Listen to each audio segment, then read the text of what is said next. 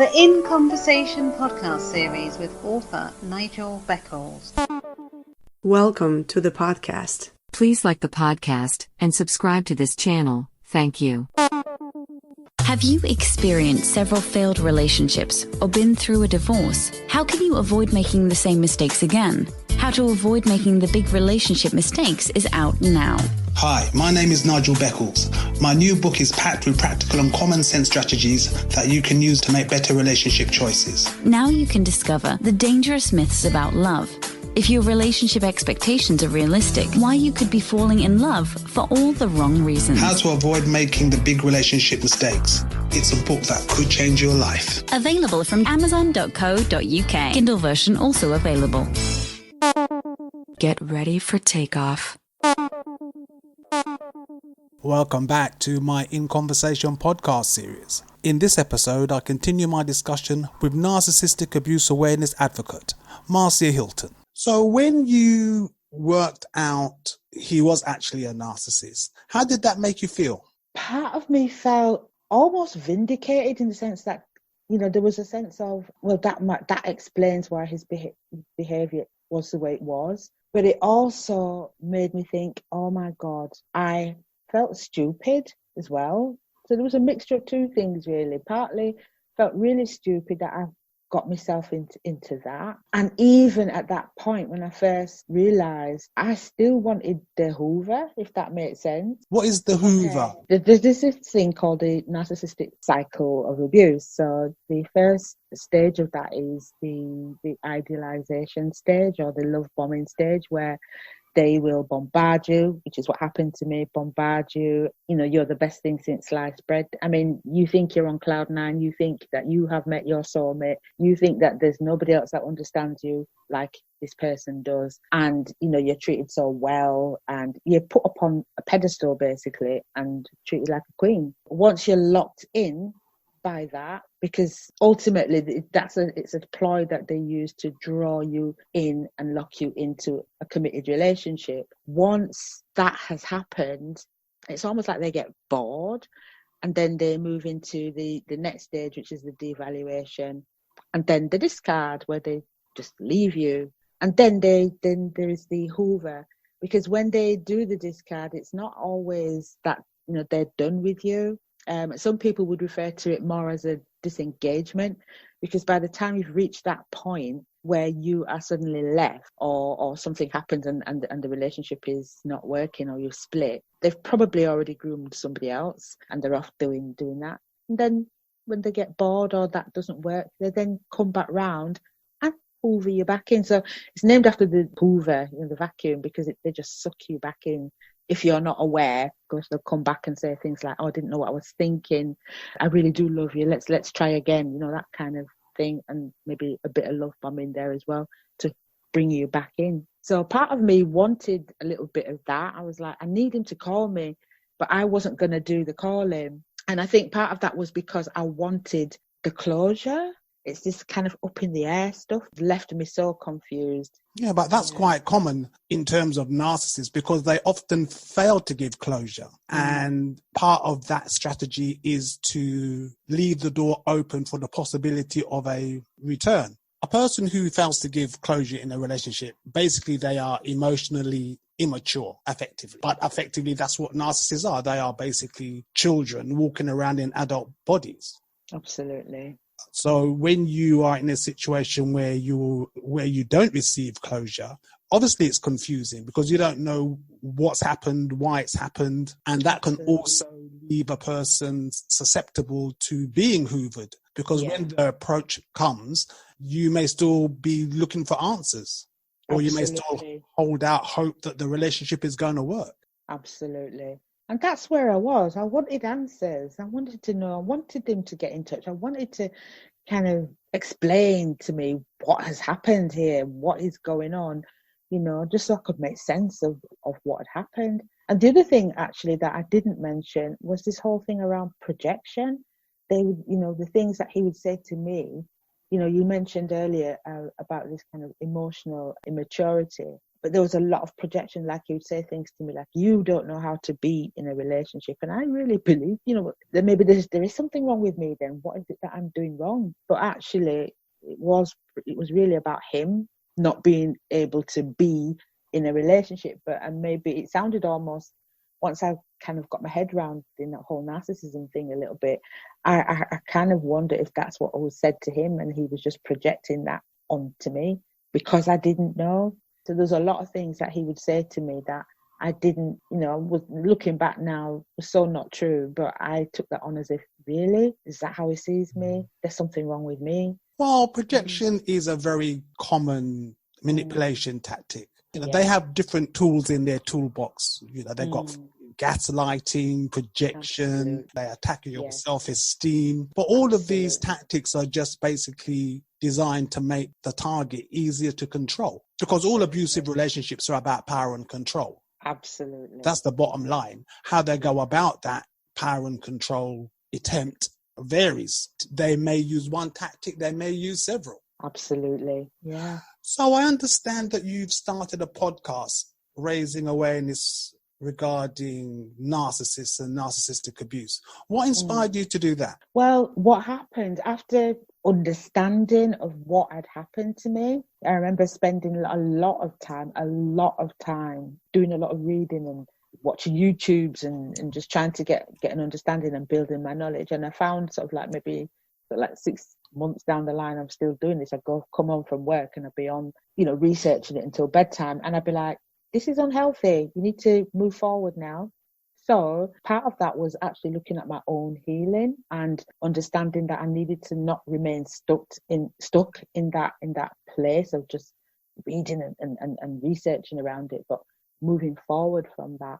So there was, I had some counselling, therapy, coaching. Did some work around my roles in relationships. But what happened after that, I would have conversations with other women and similar stories would come up. And I just thought, oh my gosh, this is something that is common. I was really shocked. I remember being really shocked at the number of women that were struggling with a similar situation to myself. So I felt that, it was time really that I did something to help.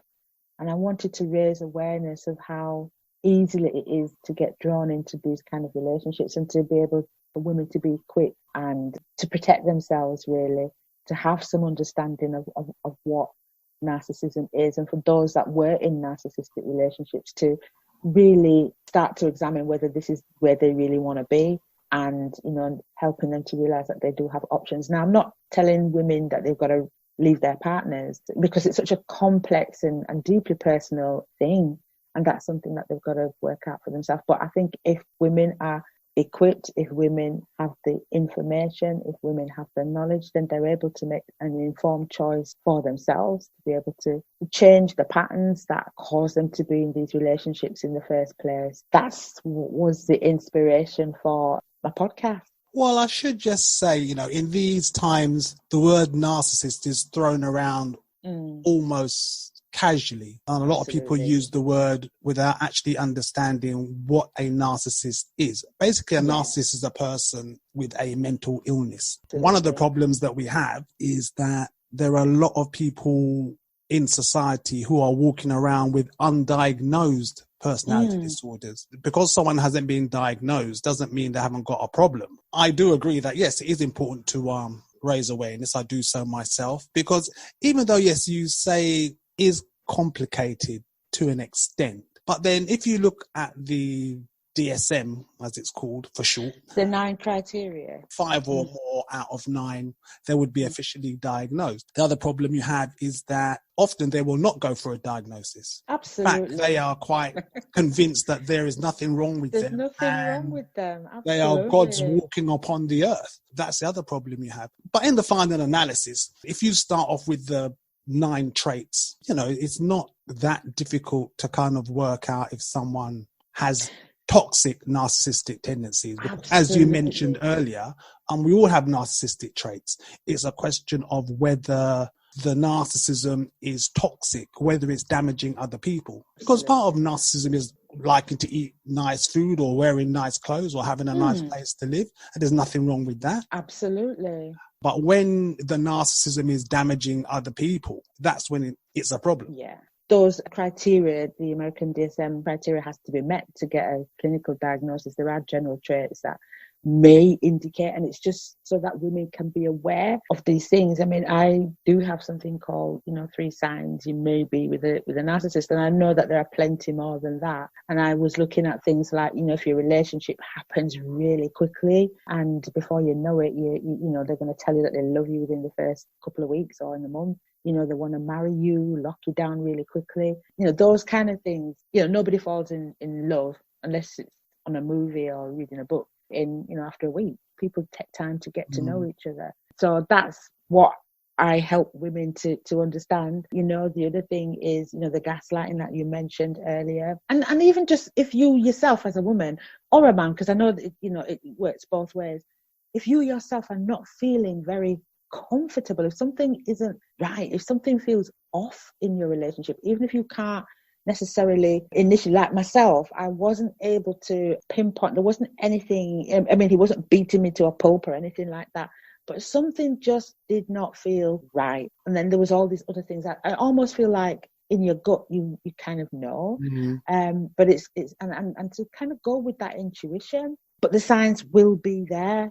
So my part of my work is to raise that awareness and look at the possible signs that you may be in a relationship with a narcissist. That's an important thing for women. That's the group that I work with, to have that awareness. There's so many people that are so damaged by these relationships, and they deserve better. So, Marcia, what other interests do you have? Well, my background is actually health. I'm actually my background is nursing. And I am also a physician associate, so I practice medicine and I work in hepatology. So I'm very, very much interested in health and well-being anyway. So, and I'm also interested in getting that information about how we can manage our health a lot better as well. So I am in the process of devising some online courses around health and wellness, as well as doing some courses around, some very mini courses and things around narcissistic abuse.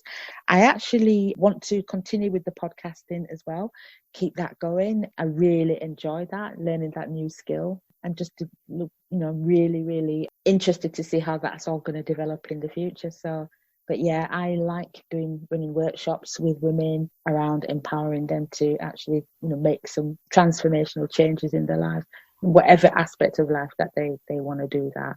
So I understand you recently started a Facebook group. Oh, the Facebook group is it's more of a support group for women, again, who are recovering from narcissistic abuse. And it's called Narcissistic Freedom, Break Free to a Fresh New Future. It's a private Facebook group where women can share their stories. There's a lot of resources there as well through the people that are in the group, women from all sorts of different backgrounds who bring some real value to the group, and they help each other there as well. And it's growing. So Marcia, how can people contact you? They can contact me via email, which is Marcia Hylton with a Y. So that's Hylton, Marcia Hylton Wellness @gmail.com. You can also catch me on Facebook, and it's just Marcia Hylton. And I'm also on Instagram, which is Marcia Hylton.5, Marcia Hylton 5. Well, Marcia, it's been very interesting talking to you about narcissists and narcissism. Thank you very much for your time. Thank you very much. It was a pleasure to speak with you. So thank you.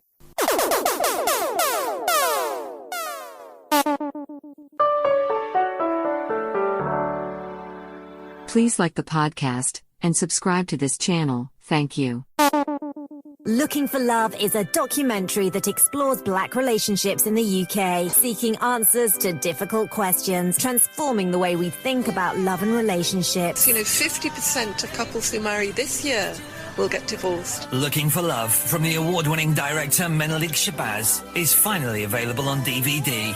If I had been to a counsellor or been to a therapist, I would have dealt with a lot of those issues a lot quicker. Get yours today from lookingforlovefilm.com.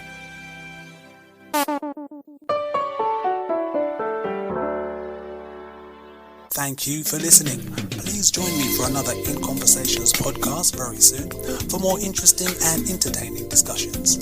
Stay safe. Please like the podcast and subscribe to this channel. Thank you.